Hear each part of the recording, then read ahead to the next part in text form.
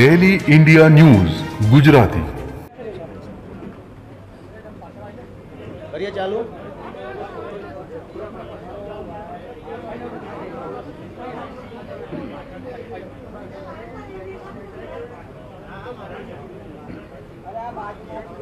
આજની આ ઐતિહાસિક પ્રેસ વાર્તામાં ઉપસ્થિત સૌ પ્રિન્ટ, ઇલેક્ટ્રોનિક અને ઇન્ડિપેન્ડન્ટ મીડિયાના સાથીઓનું હું સ્વાગત કરું છું. પૂજ્ય રાષ્ટ્રપિતા મહાત્મા ગાંધી, લોખંડી પુરુષ સરદાર વલ્લભભાઈ પટેલ, રવિશંકર મહારાજની આ જન્મભૂમિ અને કર્મભૂમિમાં હું માનનીય મુખ્યમંત્રી શ્રી અરવિંદ કેજરીવાલજીનું શબ્દ પુષ્પોથી સ્વાગત કરું છું.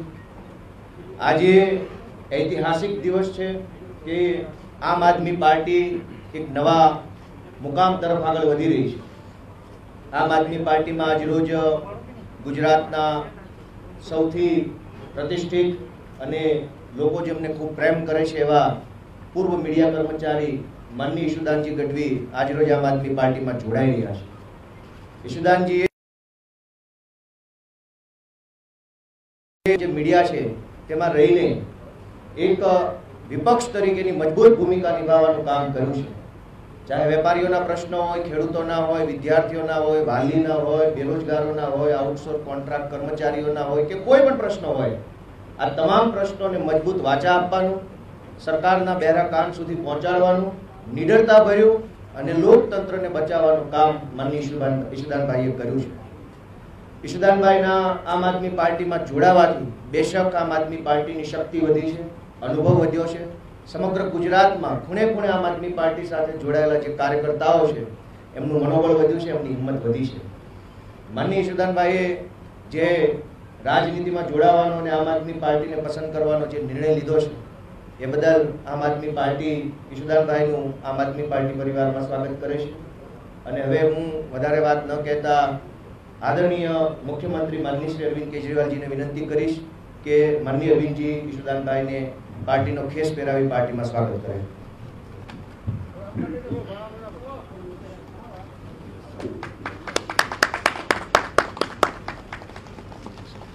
स्वागत है आपका. Thank you. Welcome to the party. Thank you.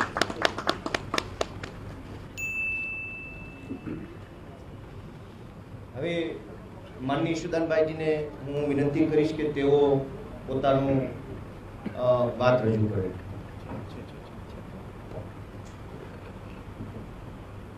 जय माता जी, जय श्री कृष्ण.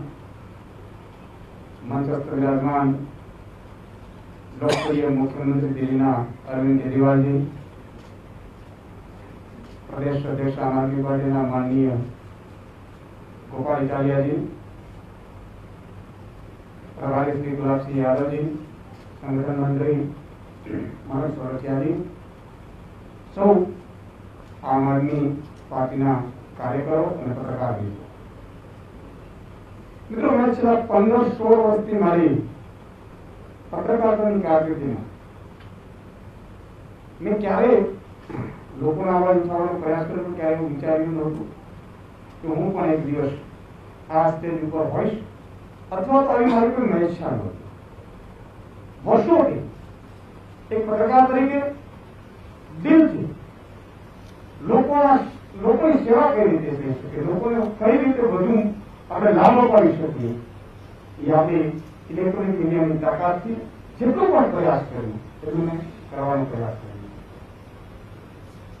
એક સમય એવો આવ્યો કે દરેક નિર્ણયમાં મેં અત્યાર સુધી વાલીઓના મુદ્દા હોય, મહિલાઓના મુદ્દા હોય, કોન્ટ્રાક્ટ કર્મચારીઓના મુદ્દા હોય, વેપારીઓના મુદ્દા હોય, ખેડૂતોના મુદ્દા હોય, બેરોજગારોના મુદ્દા હોય, ખૂબ ઉપાડ્યા. कोशिश करी कि આપણે આમાંથી કંઈક લાભ થાય. પરંતુ કેટલીક સ્થિતિ એવી આવતી હતી કે લોકોની અપેક્ષાઓ વધતી ગઈ. ઈશુદાનભાઈનો મુદ્દો પહોંચાડી દેજો, ઈશુદાનભાઈ આટલું કરાવી શકશે. અને આપણે બધા જાણીએ છીએ પત્રકારની એક લક્ષ્મણ રેખા હોય કે આપણે બતાવી શકીએ પરંતુ એને ઇમ્પ્લિમેન્ટ કરવાનું કામ તો બસ મેં કર્યું સરકારનું. અચ્છા, માફ કરજો, માસ્ક મારે ઉતારવું પછી આવાજ સારો નથી આવતો એટલા માટે. એટલે કારણ કે જયારે માસ્કની આપણે સલાહ આપતા હોઈએ પછી આપણે કહીએ તો એ પણ સારું નહીં. વ્યક્તિ હંમેશા જેવો હોય તેવો જ રહેવો જોઈએ. રાજનીતિ હોય, પત્રકાર હોય કે કોઈ અન્ય વ્યવસાયમાં હોય, આપણો ઉદ્દેશ્ય, આપણું લક્ષ્ય સમાજ સેવા હોવું જોઈએ. અને મિત્રો, જ્યારે ગુજરાતની જનતાએ અઢળક મને પ્રેમ કર્યો, જનતાનું જેટલું ઋણ ચૂકવું એટલું ઓછું છે, અને પછી મેં વિચાર કર્યો કે હવે મારે બમણી મહેનત કરવી પડશે, બમણી મહેનતથી જોડાવવું પડશે. તો અહીંયા તો લક્ષ્મણ રેખા હતી, આપણે સમજીએ પ્રિન્ટ મીડિયામાં આપણે લખીએ કે ઇલેક્ટ્રોનિકમાં બતાવીએ, પણ નિર્ણયો, આપણું બંધારણ એવું કહે છે કે નિર્ણયો લેવાની શક્તિ તો રાજનેતાઓમાં જ છે, રાજકારણમાં જ છે. પ્રજાને સુખાકારી આપવાના નિર્ણયો એ હંમેશા એ રાજનીતિ અથવા તો રાજકારણ અથવા તો એક બંધારણ રીતે ઉદાહરણ પદાધિકારીઓ અધિકારીઓ છે એની જવાબદારી છે. ભ્રષ્ટાચાર મુક્ત ગુજરાત બનાવવાની આપણે મુહિમ છે, ખૂબ સહયોગ મળ્યો, પણ અલ્ટિમેટલી વસ્તુ આવીને ત્યાં ઉભી રહેતી હતી કે થતું હતું એટલું થતું હતું, પણ પછી આવાજ નહોતું. અને એટલા માટે મેં આ રાજકારણમાં આવવાનું નક્કી કર્યું. મિત્રો, પહેલા પણ મારો ઉદ્દેશ્ય સમાજ સેવા હતું, આજે પણ છે અને ભવિષ્યમાં પણ છે. હું વારંવાર કહું છું, કઈથી લઈ કઈ નથી જવાનું. કબીર સંત કબીરની એક વાક્ય રચના જે ખરેખર મને ખબર નહીં ઇન્ટેલેક્ચ્યુઅલ લોકો પણ સમજી શકશે, મને આનંદ થશે कि जब तू आयो इस जगत में जब हंसे तू रोए और ऐसी करनी करके चलो कि तू हंसे जगत रोए. जયારે સૃષ્ટિ ઉપર આપણે આવીએ છીએ ત્યારે જન્મ થાય છે બાળકનો, તો પેડા વેચાતા હોય પણ જીવ રડતો હોય છે. એવા કામ કરી જઈએ કે જ્યાં એ દુનિયારોતીઓના આપણે નીકળતા હોઈએ. એટલે વાત આવી આટલી જ હતી કે મારે કંઈક કરવું પડશે. તો કરવું કઈ રીતે પડશે? જયારે હું પોલિટિકલ નેતાઓને વાત કરતો કે આ કરવું જોઈએ, આ કરવું જોઈએ, તમે તો ખાલી ટીવીની મેટરમાં બરોબર છે, પરંતુ પ્રજા બધી સુખી જાય, ચૂંટણીઓમાં જીતી જઈએ છીએ. હા, એટલે મને બહુ પીડા થતી હતી કે હવે પ્રજાનું શું થશે, સામે પડશે. મિત્રો, જયારે હું ઈમાનદારીની વાત કરતો, ઈમાનદારી રાજનીતિની વાત કરતો અને ઈમાનદારી પૂર્વક રાજનીતિ હોવી જોઈએ એની વાત કરતા હોઈએ, ત્યારે સ્વાભાવિક છે કે મારે એ રાજનીતિનો અભિન્ન અંગ બનવું પડે. ગંદકી સાફ કરવા માટે, સિસ્ટમમાં ગંદકી સાફ કરવા માટે આપણે ઉતરવું પડે. તમે વિચાર કરજો. એટલા માટે મેં આમ આદમી કેમ વિચાર કર્યો છે? સાહેબ, આઈઆઈટીમાં એડમિશન લેવું ને એ વિદ્યાર્થીઓનું સપનું હોય છે. એડમિશન મળી ગયું, નોકરી મળી ગઈ, પોતપોતાના સ્વાર્થમાં આપણે કામ કરવા માંડીએ, કરીએ છીએ. એનાથી અટકે યુપીએસસી પરીક્ષા પાસ કરવી એટલે એ તો એક મોટું સપનું હોય છે. એ પણ પાસ થયા પછી જોઈન્ટ ઇન્કમ ટેક્સ કમિશનરની જયારે પ્રજાની, એ પહેલા પણ મેક્સેસ એવોર્ડ જેમને મળ્યો છે. જો ઈમાનદારીની વાત કરતા હોય તો આપણે પાર્ટી પણ એવી વિચારવી પડે, એવા જ લોકો સાથે જોડાવવા પડે કે જેનું ઉદ્દેશ્ય, જેનું લક્ષ્ય માત્ર સમાજ સેવા હોય. અરવિંદજી, હું અરવિંદની વાત કરી રહ્યો છું કે એમને બધું છોડી સાહેબ અને જનતાની સેવામાં આવી ગયા. નહીં તો એને શું કરતું? સરકારી નોકરી મળે એટલે બધા પોતાની બ્યુરોક્રેટ્સ હતા, પણ છતાં ઈશ્વર ધાર્યું વધારે કંઈક સારું કરાવવું છે. અને એટલા માટે દિલ્હીમાં જુઓ તમે, પૂર્ણ રાજ્ય નથી, છતાં એમણે જે કોશિશ કરી એજ્યુકેશન, હેલ્થ, હું ખૂબ જ એનાથી ઇમ્પ્રેસ થઉં છું. એટલા માટે માની લો કે ત્યાં केजरीवाल जी एम कहते भाई राजनीति तो गंदी है, हमें नहीं जाना चाहिए, राजनीति तो कुछ और कर लेंगे. तो आज दिल्ली ना लोगों ने एक फ्री एजुकेशन सारा एजुकेशन स्कूलों ना મળે. આજે દિલ્હીના લોકોને મોહલ્લા ક્લિનિક ના મળે. આજે બીજી સરકાર આવી જાય, ફલાણી જાય તો બીજી આવી જાય. અને એટલા માટે સાહેબ ગુજરાત ઇતિહાસ બદલવા જઈ રહ્યું છે. ગુજરાતમાં આપણે નક્કી કર્યું છે કે લોકો એમ કહેતા કે સુદાનભાઈ વાત સાચી, મતદાનની વાત સાચી, મતદાન કોને કરીએ, વિકલ્પ તો જોઈએ. આજે હું લોકોને આહવાન કરું છું, ગુજરાતના લોકોને, કે એક ઈમાનદાર વિકલ્પ તમારી સામે ઉભો છે અને એ ઈમાનદારીમાં અમે ખરા ઉતરવાનો પ્રયાસ કરીશું સાહેબ. 2-5% કદાચ મને ખબર નથી વાયદાઓ કરીએ પૂરા થાય કે ન થાય, પણ બનતી કોશિશ એવી કરીશું કે રાજનીતિમાં જે ગંદકી છે એને સાફ કરવાની કોશિશ કરીશું. આજે બુટલેગરો, આપણે શું કે તમારે રાજનીતિમાં ન આવવું જોઈએ, તો શું આ બુટલેગરોથી રાજ ચલાવવાનું છે? શું ભ્રષ્ટાચારીઓથી રાજ ચલાવવાનું છે? સામે પાસે જયારે વાત આવી વિપક્ષની, તો સાહેબ કોંગ્રેસ પણ નબળી પડી, જેના કારણે ઉજળવનમાં એનો બધાને કહેવત છે એમ ભાજપ કોઈ પણ નિર્ણય કરે, 100 રૂપિયા પેટ્રોલ ડીઝલ પહોંચે તો અમે જીતી જશું ને, કારણ કે વિકલ્પ જ નહોતો એની સામે. આજે જનતાને વિકલ્પ તો જોઈએ. જનતા નોટામાં મત કરતી હતી સાહેબ, લાખોનો નોટામાં મત પડતા હતા. અને વારંવાર કહેતો હતો અને કહી રહ્યો છું, ત્યારે માની રહ્યો છું, કારણ કે ત્યારે મારી ભૂમિકા અલગ હતી, આજે ભૂમિકા અલગ છે. કારણ કે લક્ષ્મણ રેખા હતી ત્યાં સુધી મારે માત્ર ને માત્ર એ પત્રકાર ધર્મ નિભાવવાનો હતો. આજે હું જાહેરમાં કહું છું, ભાજપ અહીંયા લોકપ્રિય નથી, એનો વિકલ્પ નહોતો સાહેબ.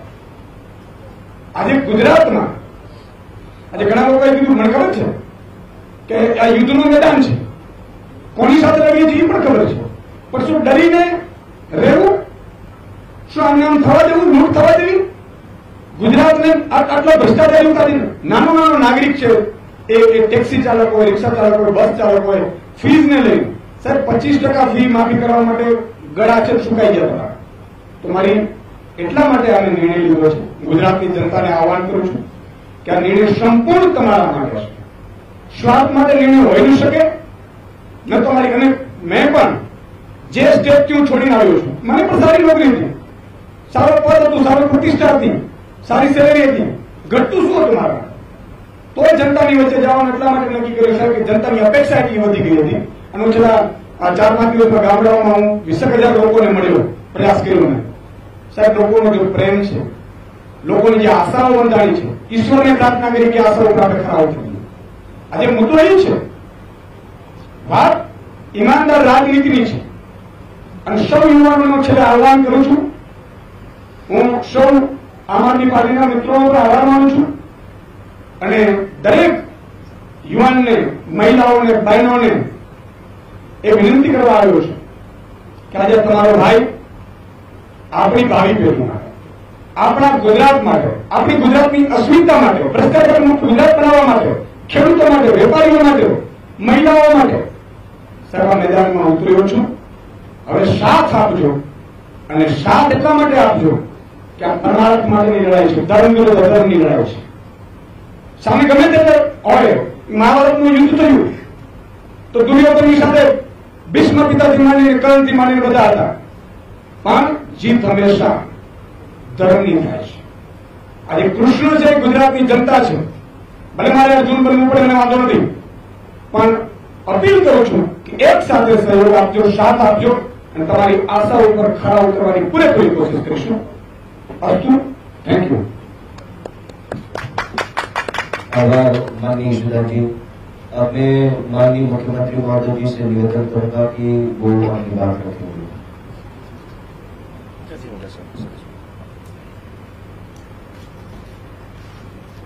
आप सब लोगों को मेरा नमस्कार।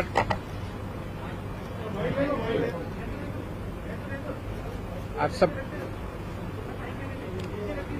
हेलो आप सबको मेरा नमस्कार। मंच पे मौजूद यशोदान भाई, गोपाल भाई, मनोज भाई, गुलाब जी और मीडिया के सभी साथीगण, सबसे पहले मैं आपको एक छोटा सा किस्सा सुनाना चाहता हूं। आज सुबह सुबह मैं दिल्ली से अहमदाबाद आया। अहमदाबाद एयरपोर्ट से जब बाहर निकल रहा था तो एक कर्मचारी ने मुझे रोका। कहता है सर सेल्फी खिंचवानी है आपके साथ। सो उन्होंने सेल्फी खिंचवाई। फिर मुझसे पूछा कैसे आना हुआ। मैंने कहा यशोदान जी आम आदमी पार्टी ज्वाइन कर रहे हैं। कहता है अच्छा। वो कहता है यशोदान तो गुजरात का केजरीवाल है। तो यशोदान जी, गुजरात की जनता आपको बहुत प्यार करती है, आपको हीरो के रूप में देखती है। गुजरात के लोगों ने आजादी के लड़ाई में बहुत अहम भूमिका निभाई। देश के सबसे बड़े नेता गुजरात की धरती ने दिए, और केवल नेता नहीं दिए, आम लोगों ने भी आजादी की लड़ाई में बड़ी बड़ी शहादतें और कुर्बानियां दी। देश आजाद हुआ, पूरा देश रियासतों में बटा हुआ था। फिर सरदार पटेल ने बीड़ा उठाया कि देश को एक करना है। रात दिन 24 घंटे मेहनत करके उन्होंने पूरे देश को इकट्ठा किया। उसके बाद क्या हुआ? पिछले 75 साल अधिकांश कांग्रेस और बीजेपी की सत्ता की कहानी है,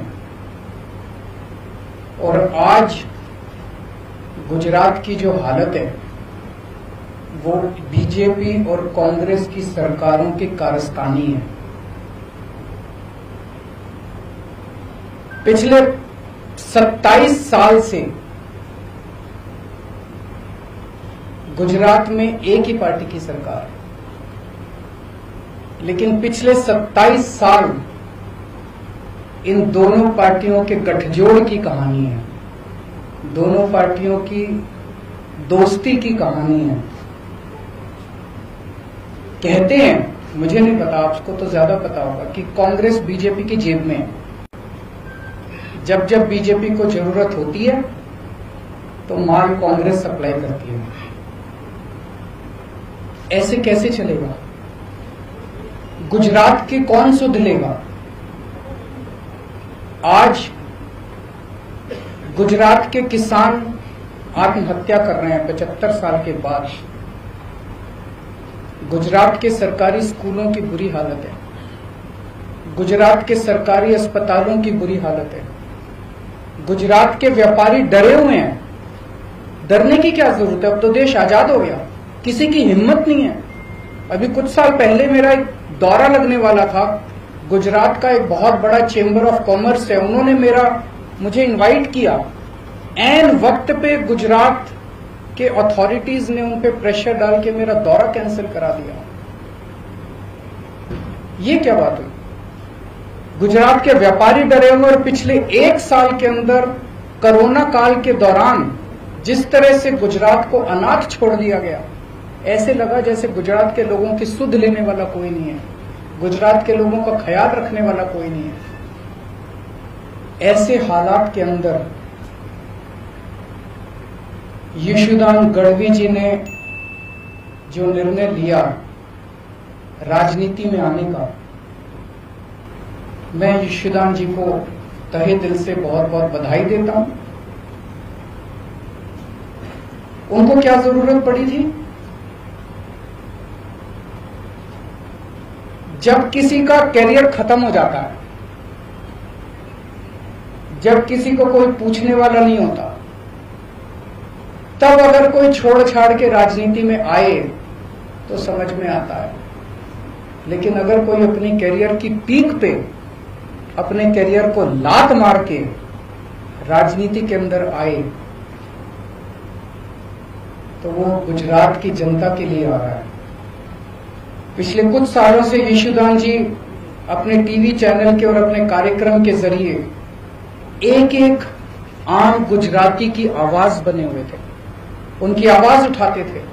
लोग उनके साथ अपने आप को रिलेट करते हैं। आज गुजरात का हर व्यक्ति यशोदान जी के साथ रिलेट करता है। लोगों को लगता है कि वो हमारी आवाज उठा रहे हैं, लेकिन सिस्टम के बाहर रह के आवाज उठा के समस्याओं का समाधान करवाने की अपनी एक सीमा है। सिस्टम के बाहर रह के हम नुक्स निकाल सकते हैं, शोर कर सकते हैं, आंदोलन कर सकते हैं, टीवी के ऊपर आवाज उठा सकते हैं, डिबेट कर सकते हैं, न्यूज में दिखा सकते हैं। लेकिन अगर सामने वाली सारी पार्टियां मिली हुई हों और उनको सुनने की जरूरत ही नहीं है, अगर सामने वाली पार्टियां कहे जो करना है कर लो, हमें तो कोई परवाह नहीं है, तुम जितनी आवाज उठानी है उठा लो, हमें तो कोई परवाह नहीं है, चुनाव का नतीजा तो पता ही है, हमें तो जीतना ही है, तो फिर क्या करेगा कोई आदमी? तो इन्होंने तय किया कि अब सिस्टम के अंदर जाके, कीचड़ के अंदर उतर के कीचड़ को साफ करना पड़ेगा। मैं समझता हूं कि ये इनका बहुत बड़ा त्याग है। ये छोटी बात नहीं है कि अपने कैरियर के पीक के ऊपर, कैरियर के टॉप के ऊपर जब कोई आदमी बैठा और वो अपनी कैरियर को लात मार के अगर वो राजनीति में आया है, तो मैं समझता हूं कि उन्होंने बहुत बड़ा त्याग किया है। मैं इनको बहुत बहुत बधाई देना चाहता हूं, इनके त्याग को सलाम करता हूं। और मैं समझता हूं कि जो आम गुजराती आज विकल्पहीन हो गया था, उसे लगता था कि विकल्प ही नहीं बचा गुजरात की राजनीति के अंदर, ये दोनों तो एक ही हैं, इनको वोट देना है, इनको वोट देना है, कोई फर्क नहीं पड़ता है, एक ही हैं ये दोनों। आज उनको एक सार्थक विकल्प मिला है।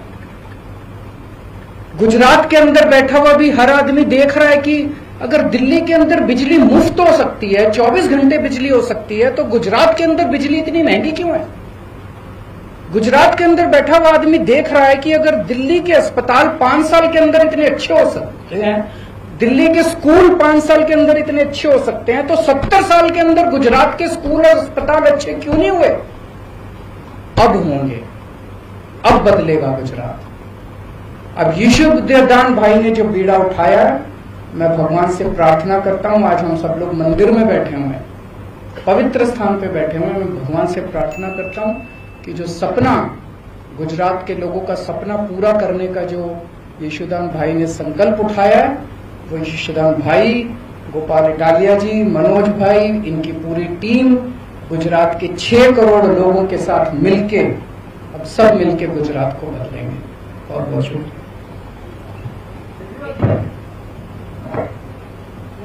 गुजरात बदलने की बात कर रहे हैं, तो 2022 में असेंबली के इलेक्शन भी आ रहे हैं। आम आदमी पार्टी यहाँ की जो 182 सीट है, वो सभी में कैंडिडेट खड़ा रख देंगे, सभी में कैंडिडेट खड़ा करेंगे। क्या रणनीति क्या है? बताएंगे, अभी तो शुरुआत है। रणनीति ना बताओ, मुद्दे तो बता सकते हो, कौन से मुद्दे को लेकर गुजरात में आज लोग मुद्दे जनता तय कर रही है। आज युवा बेरोजगार है, क्यों बेरोजगार है? आज गुजरात के युवाओं को रोजगार क्यों नहीं मिल रहा? रोजगार तो बात की बात है, युवाओं को कॉलेज में एडमिशन नहीं मिल रहा। कॉलेज तो बात की बात है, युवाओं को स्कूल के अंदर अच्छी शिक्षा नहीं मिल रही। आज किसान आत्महत्या 70 साल के बाद क्यों कर रहा है? आज आपने कोरोना काल के अंदर देखा कि सरकारी अस्पतालों का और डिस्पेंसरियों का क्या हाल था। आज गुजरात के स्कूल खराब क्यों हैं? गुजरात के व्यापारी नाराज क्यों हैं? कोई भी तबका आप उठा लीजिए, मोटे मोटे तौर पे गुजरात की राजनीति खराब है, क्योंकि ये दोनों पार्टियां मिली हुई हैं, दोनों ने तय कर लिया मिलके चुनाव लड़ेंगे, और जब दोनों मिलके चुनाव लड़ते हैं तो उनको जनता की सुनने की जरूरत ही नहीं है। वो कहते हैं जनता जाए भाड़ में, हमारी तो चुनाव का नतीजा तो तय है। गुजरात जो अड़िखम गुजरात बोलते हैं, तो क्या दिल्ली मॉडल गुजरात होगा? नहीं नहीं नहीं, हर एक राज्य का अपना मॉडल होगा। दिल्ली का मॉडल दिल्ली मॉडल, गुजरात का मॉडल गुजरात मॉडल। किसी भी स्टेट की अपनी समस्याएं हैं, अपने समाधान हैं, अपना मॉडल है। गुजरात के 6 करोड़ लोग अपने विकास का मॉडल खुद तय करेंगे।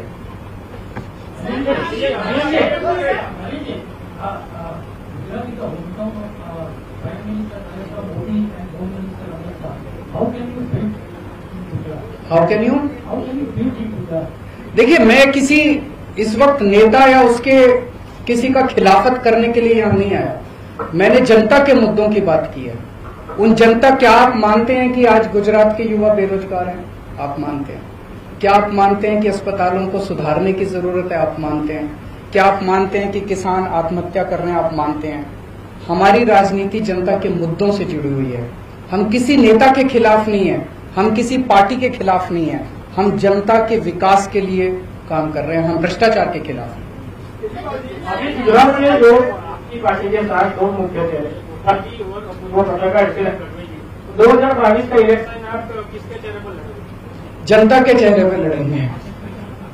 जनता तय करेगी, जनता हमारा चेहरा है। दिल्ली के 2 करोड़ लोगों ने मिलकर राजनीति बदली है, केजरीवाल ने राजनीति नहीं बदली। केजरीवाल तो छोटा सा आदमी है, मेरी कोई औकात नहीं है। 6-7 साल पहले तक केजरीवाल को कोई नहीं जानता था। दिल्ली के 2 करोड़ लोगों ने मिलकर तय किया कि अब इन दोनों पार्टियों को हराना और इस छोटी सी आम आदमी पार्टी को वोट देना। जनता ने आम आदमी पार्टी को वोट दिया और जनता ने राजनीति बदली। गुजरात के 6 करोड़ लोग अभी तक मजबूर थे, उनके पास विकल्प नहीं था। गुजरात के लोगों को तय करना है अब कि हमें राजनीति बदलनी है कि नहीं बदलनी। Thank you, thank you.